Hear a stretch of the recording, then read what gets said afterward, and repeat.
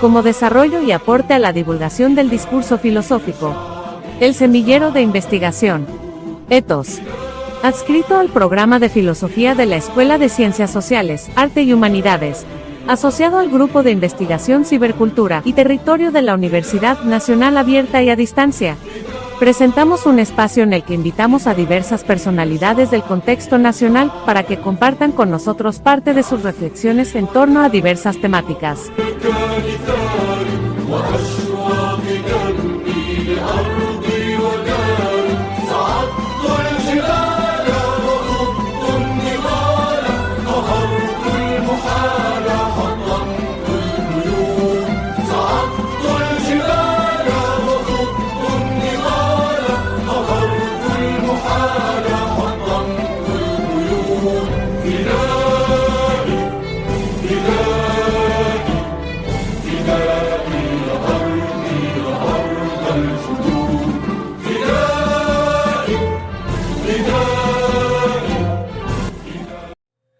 A man embraces his mother and pleads like a child.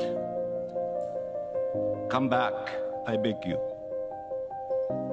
Come back, and I will take you wherever you want. He hugs her and can't let go. But there is no time to mourn. More death is on the way. 7,000 Palestinians have been killed by Israel in the last almost 3 weeks.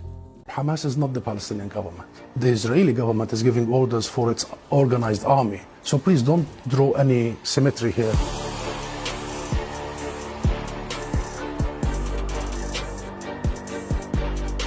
Do you support Hamas's action? And this is not about support or not support. I am here to represent my people, the Palestinian people, what they are going through. I'm not here to condemn anybody. If anybody that needs to be condemned, it's what you call the only democracy in the Middle East, that is Israel, between parentheses, that is doing what you have just reported, targeting civilians. And this has not just happened the last 48 hours.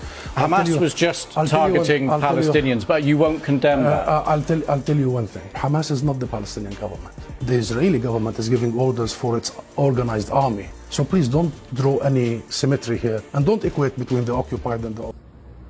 Which is causing this conflict. The state of Israel does not represent all Jews, and certainly does not represent the Jewish religion. According to Jewish religion, all of this is criminal. All of this is forbidden. Basics of Jewish belief teaches that Jews are in a divinely decreed exile. We are even forbidden to create a sovereignty for ourselves. But especially when this is by killing, stealing, oppressing an entire people. This is not only criminal according to international law. This is a true violation of Judaism. ¿Sabes por qué Israel nunca se enfrenta al ejército palestino, sino a fuerzas de resistencia o a milicias como Hamas? Es fácil, el ejército palestino tiene prohibido existir.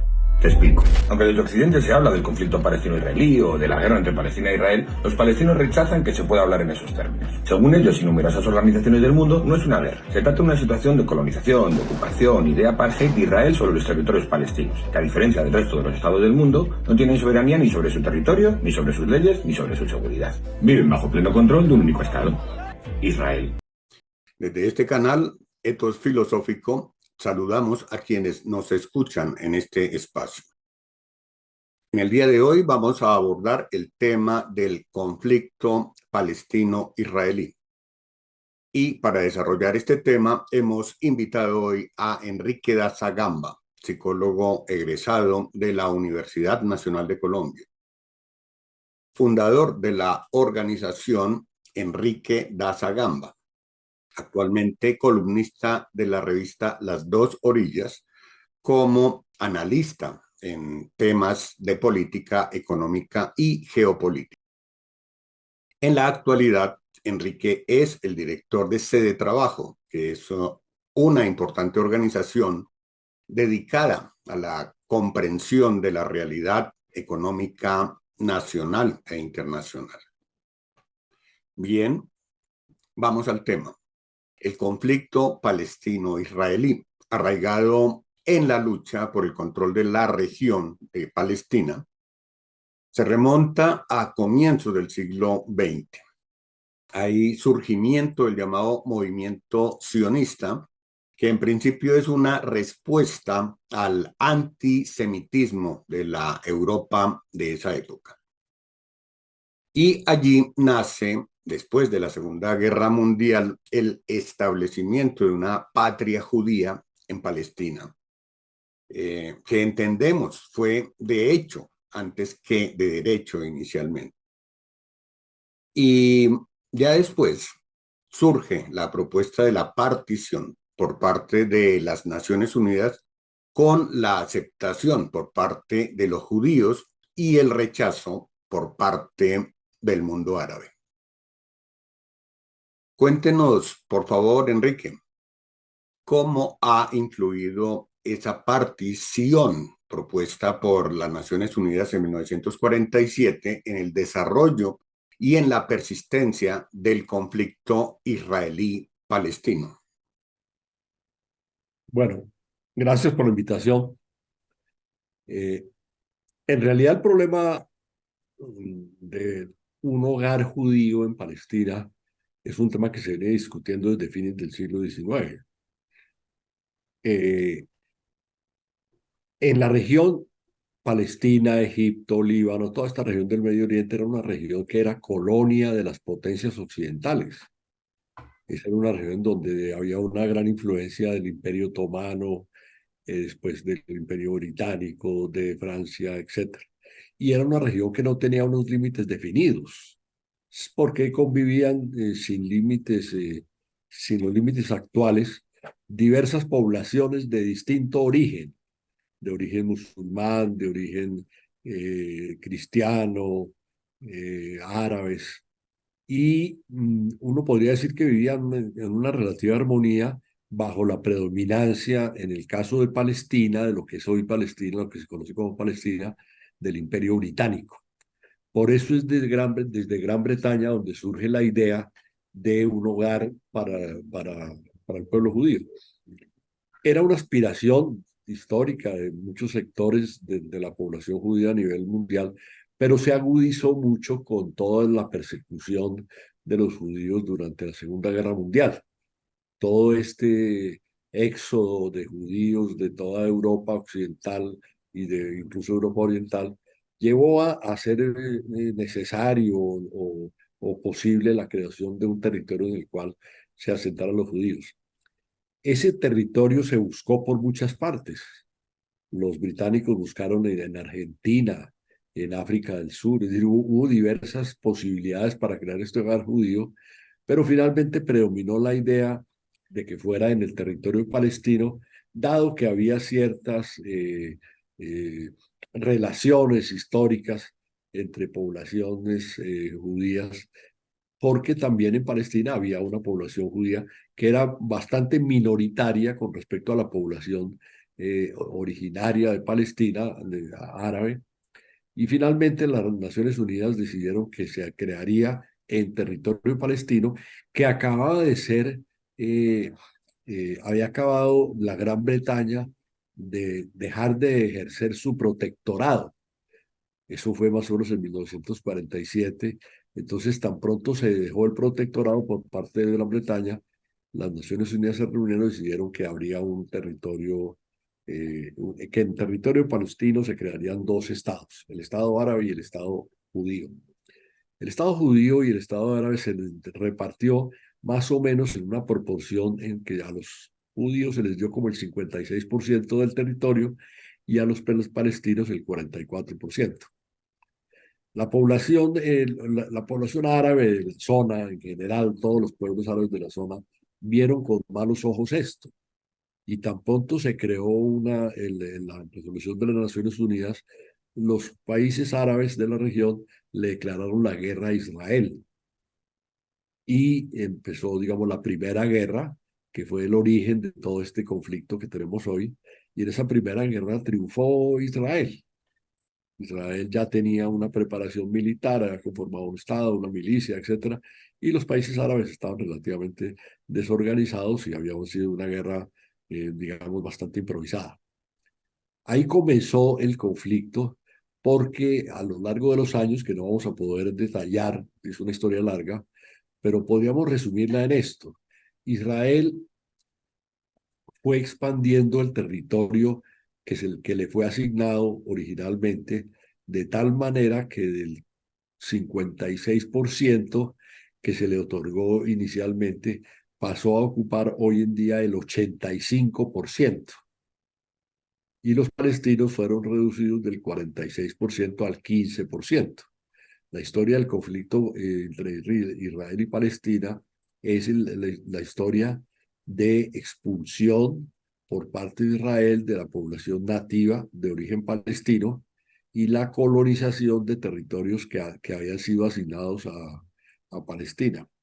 Israel no se limitó a ocupar el territorio asignado a los palestinos, sino que además ocupó regiones aledañas que pertenecían a otros países.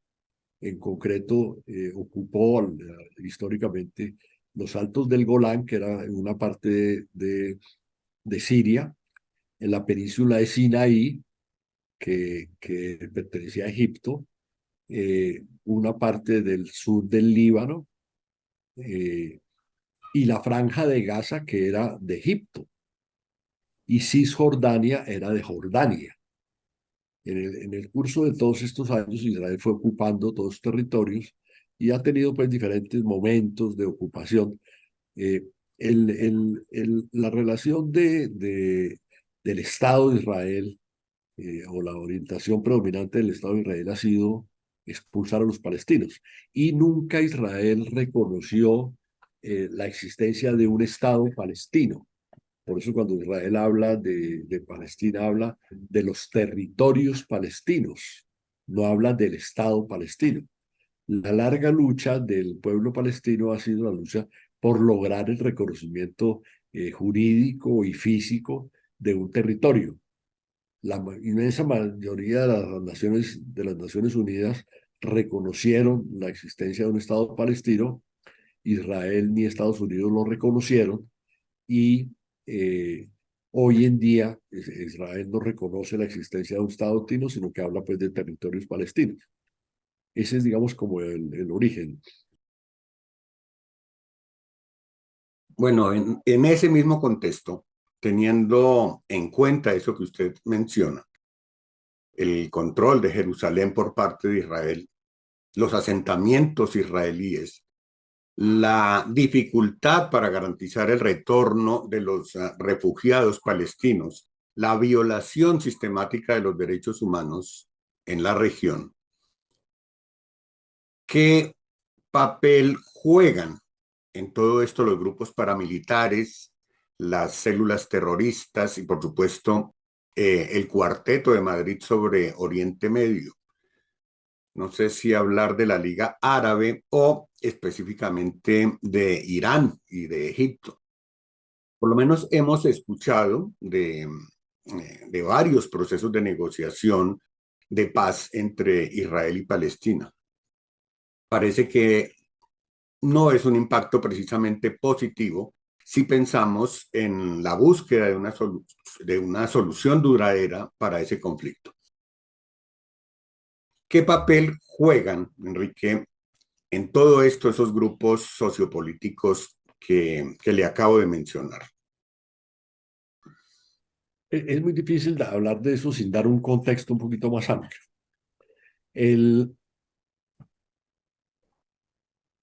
La resistencia palestina y la lucha por la configuración de un Estado palestino produjo el surgimiento de muchas organizaciones de resistencia. Inicialmente surgió la OLP, que era, digamos, una especie de conglomerado de todas las organizaciones palestinas que luchaban por que tuviera un Estado, que se reconociera el legítimo derecho del pueblo palestino a tener un Estado reconocido dentro de fronteras seguras. Pero con la evolución del tiempo fueron surgiendo diferentes organizaciones.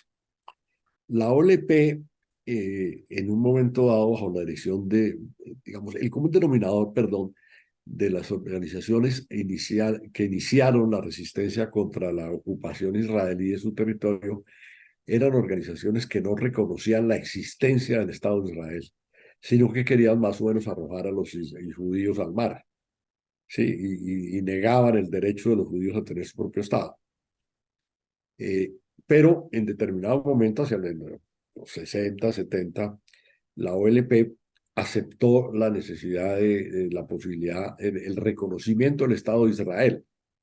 Y eso dio un cambio histórico, porque desde ese momento las Naciones Unidas se pusieron de acuerdo en que debía haber existido pues, dos estados en ese territorio. Algunos sectores no reconocieron eso y conformaron distintos grupos de carácter, algunos armados, entre ellos pues la yihad islámica, el Hamas, etcétera, que surgieron ya bien a finales de los 70 con la bandera de que no reconocían el Estado de Israel, a diferencia de la OLP, que sí reconoce el Estado de Israel. El tema del terrorismo es un tema seguramente complejo porque uno podría decir que ha habido terrorismo de ambos lados. Es decir, la acción del Estado de Israel ha sido una acción cruel. Ha habido miles de asesinados de la población palestina, se ha expulsado de sus hogares. Aún hoy en día, en el territorio palestino de Cisjordania, los colonos palestinos atacan a los habitantes originarios, los colonos israelíes atacan a los habitantes de origen palestino físicamente.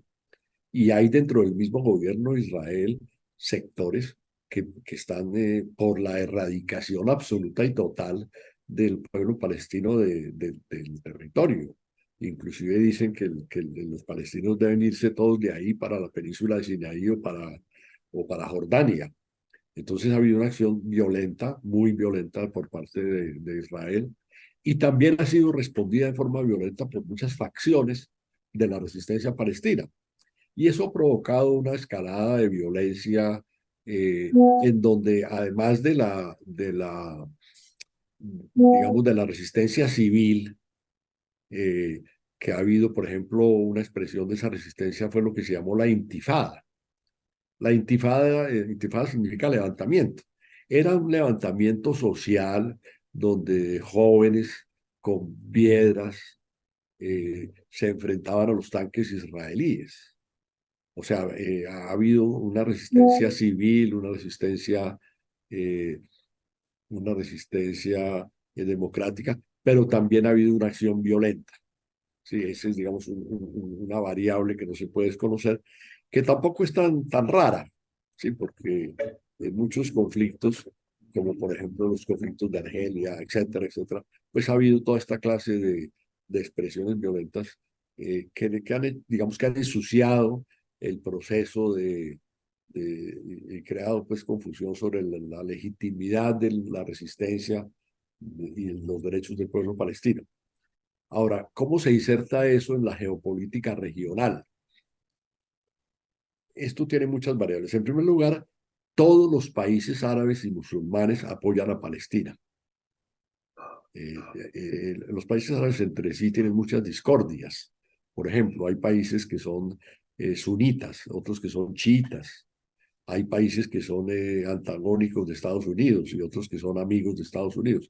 Pero independientemente de esas diferencias, hay una identidad entre todos los países árabes y musulmanes, que no es lo mismo, sobre la necesidad de que los palestinos tengan su propio Estado.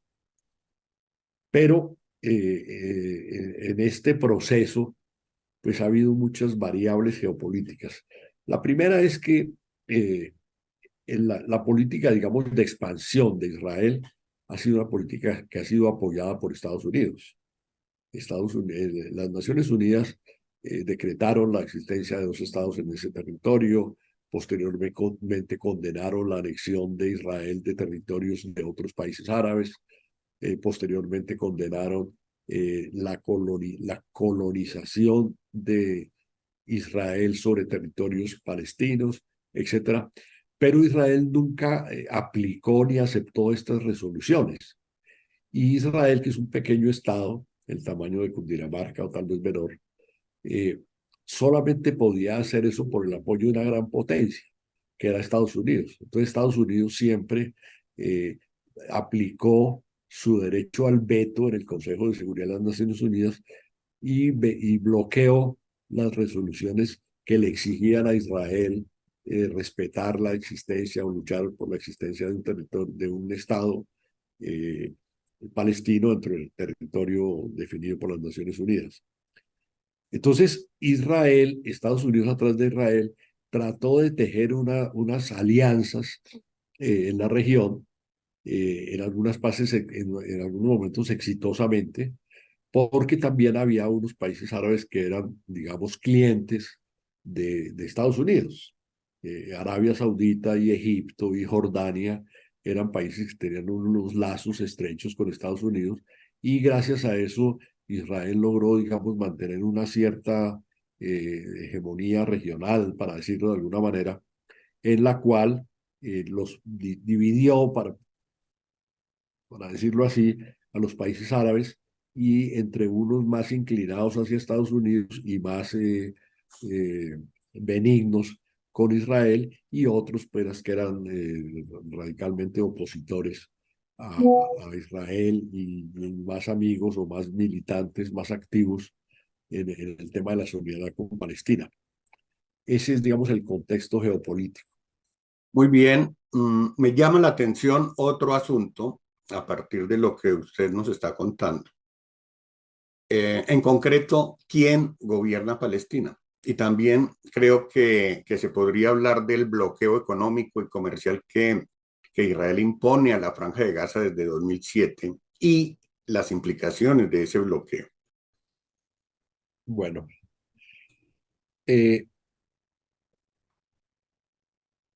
a partir de 2006, 2007, 2004, las Naciones Unidas reconocieron a la autoridad palestina como el gobierno legítimo de Palestina. Y Palestina está compuesta de dos sectores, la Franja de Gaza y Cisjordania.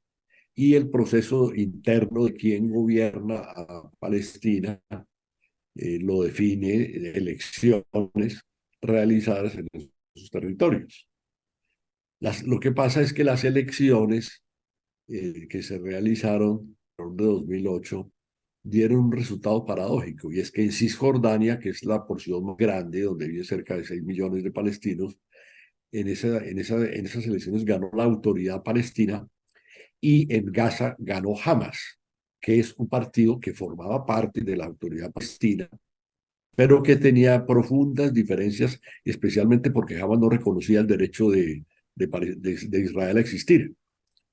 Entonces se creó en la práctica una especie de fraccionamiento en el cual el gobierno de Gaza lo tenía Hamas y el gobierno de Cisjordania lo tenía la autoridad palestina, pero Hamas tenía incluso parlamentarios en el gobierno palestino que estaban en Cisjordania y que formaban parte, digamos, formalmente del conjunto de la autoridad palestina. Entonces, ¿qué es lo que sucede? Que ya está muy demostrado por mil documentos, declaraciones, etcétera, que el gobierno de Israel alimentó esa división. Y entonces el gobierno de Israel, y en particular en el último tiempo, Netanyahu, propició el fortalecimiento de Hamas, incluso con el argumento explícito, que hay documentos que lo demuestran, de que había que estimular esa división porque era la forma de debilitar al gobierno de la autoridad palestina y de crear la atmósfera, digamos, una atmósfera de enfrentamiento permanente en la cual se legitimara la acción violenta del gobierno de Israel sobre los palestinos en su conjunto, con el pretexto o con el argumento de que Hamas era un grupo pues, que no aceptaba la existencia de Israel.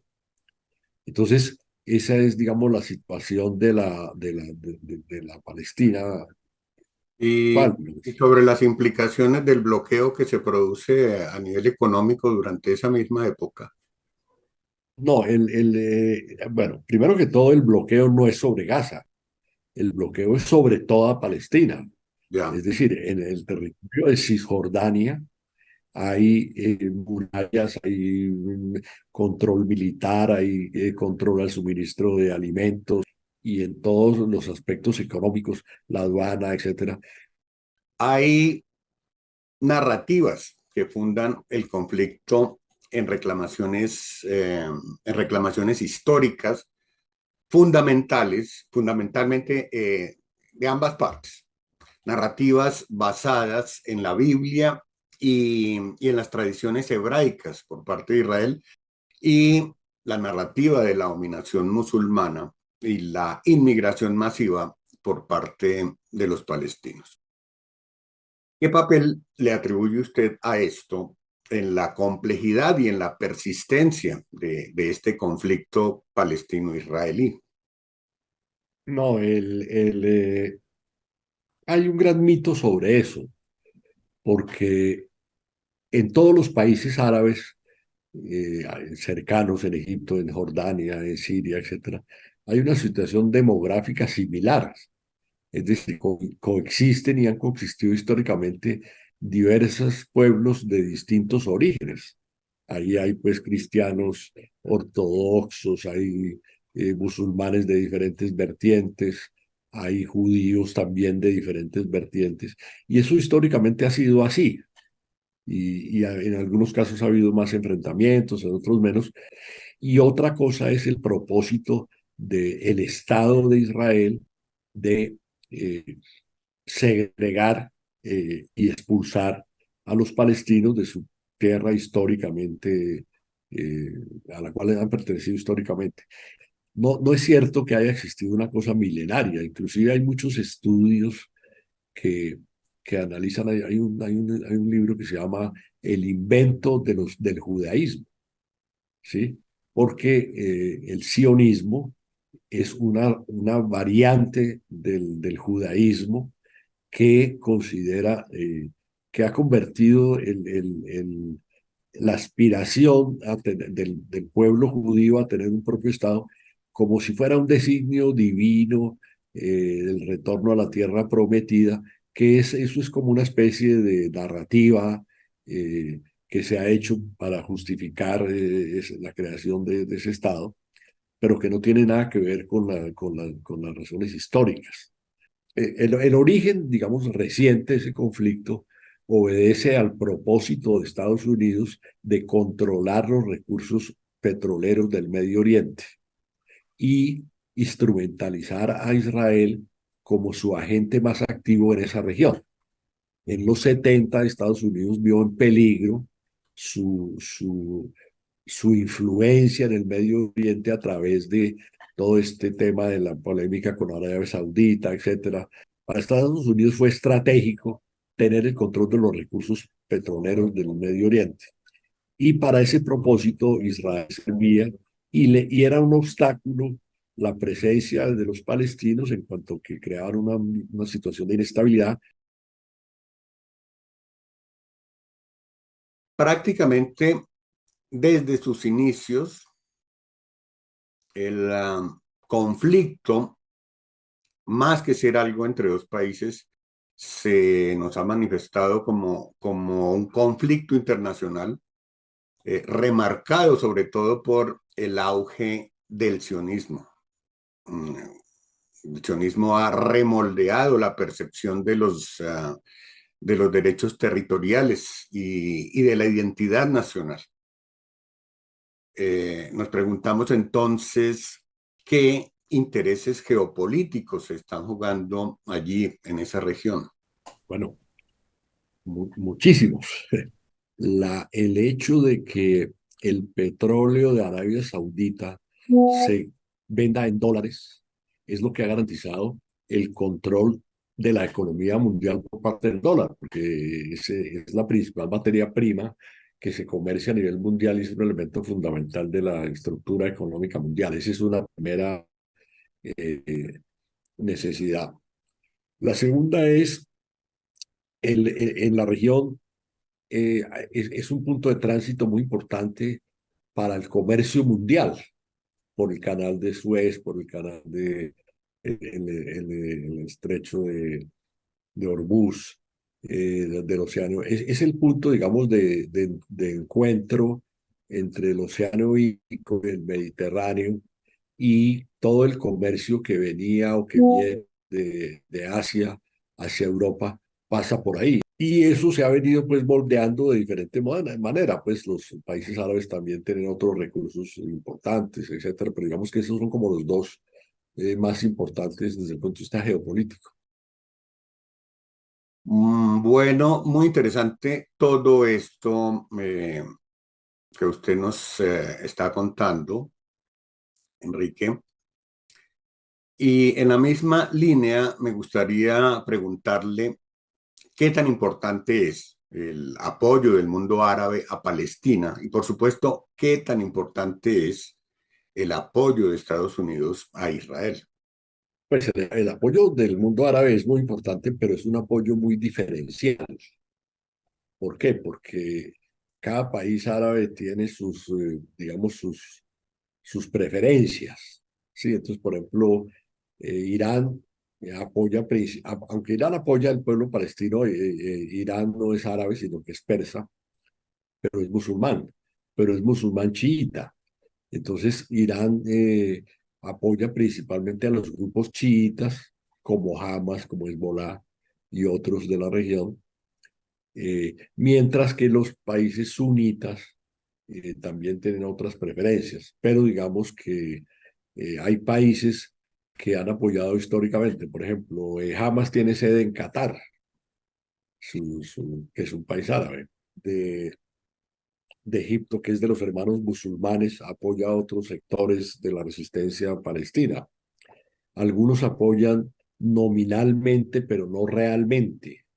Otros son más activos en el apoyo. O sea, realmente la resistencia palestina no se podría entender sin el apoyo árabe. Es un apoyo económico, es un apoyo ideológico, es un apoyo cultural, es un apoyo sosteniendo los refugiados. Por el lado de Estados Unidos, pues eso ni hablar, porque hay muchos factores. Uno es el interés estratégico de Estados Unidos en la región, pero otro es la inmensa influencia de la comunidad o de unos sectores judíos en la política de Estados Unidos. La comunidad judía tiene una gran influencia, por ejemplo, en los medios de comunicación. Tiene un lobby muy activo en el Parlamento de Estados Unidos. Tiene una gran influencia en muchos sectores de la economía y de los medios de comunicación, etcétera. O sea que la capacidad de influir en los asuntos de Israel son muy grandes. O sea, los Estados Unidos siempre han considerado a Israel eh, una joya, digamos, de su dominio geopolítico. Ajá.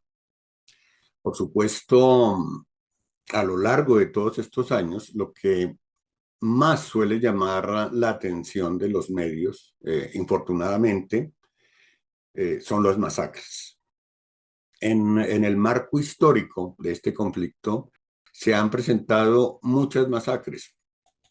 Sabra y Chatila en septiembre de 1982, en Beirut y ya antes, en 1953, la masacre de Kibya en Cisjordania, el Septiembre Negro en Múnich y por supuesto los acontecimientos terribles de este año, tanto en Israel como en Palestina.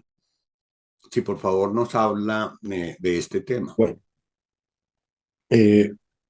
es indiscutible que en el seno, digamos, de la resistencia palestina han existido expresiones violentas y terroristas.